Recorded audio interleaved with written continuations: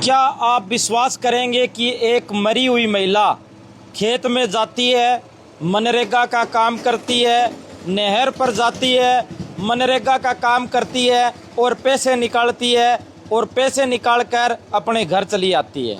क्या आप विश्वास कर पाएंगे? लेकिन आपको विश्वास करना पड़ेगा।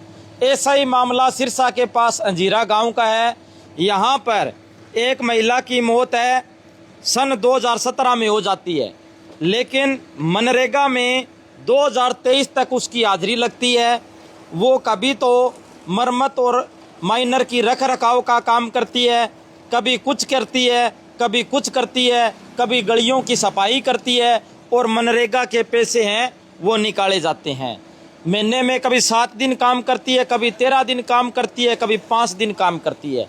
मैं नहीं बोल रहा, कागज बोल रहे हैं। ये देखो भाई, ये कागज बोल रहे हैं कि इतने दिन इस महिला ने काम किया और इस महिला की मौत है वो 2017 में हो जाती है, लेकिन कागजों में वो मनरेगा में जाती है, काम करती है और पैसे निकाले जाते हैं।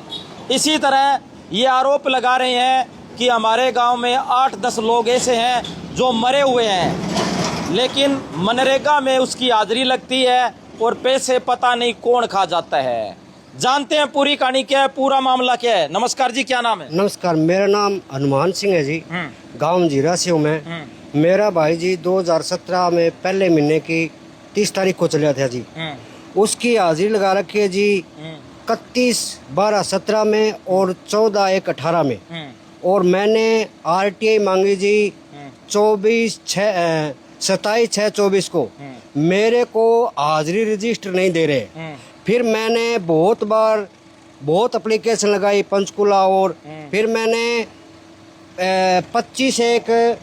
25 को 6 आदमियों ने DC साहब के पास पेश होकर RTI मांगी, उन्होंने नहीं दी। फिर हमने वकील किया, वकील ने ये कागज सरपंच के पास RTI के लिए उसने लिख के दे दिया, भाई फोन पर जाके निकाल लो।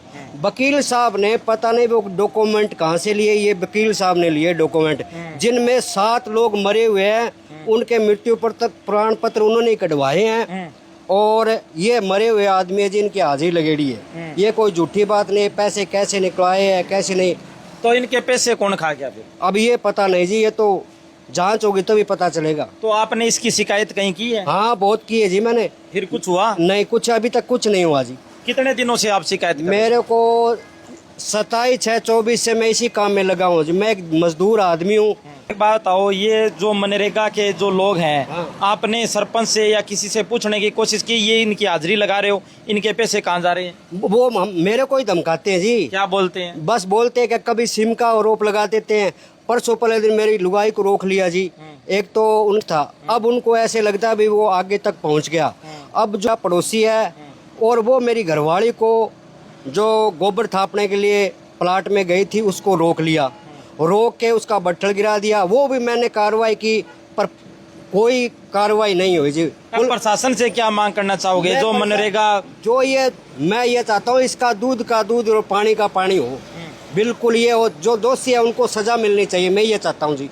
और कुछ पूरा रिकॉर्ड निकलवा लिया आपने भी, ये पैसे खाए गए हैं? हाँ बिल्कुल निकलवा लिया जी। मेरे पास इसका, मेरी भाभी का जो ये मृत्यु प्रमाण पत्र है, ये मेरे पास रिकॉर्ड है। पैसों का भी, पैसे का भी कोई पूछे तो मेरे पास रिकॉर्ड है भी पैसे किसने निकलवाए हैं। पैसे वो मेरा भाई है, उसने निकलवाए हैं।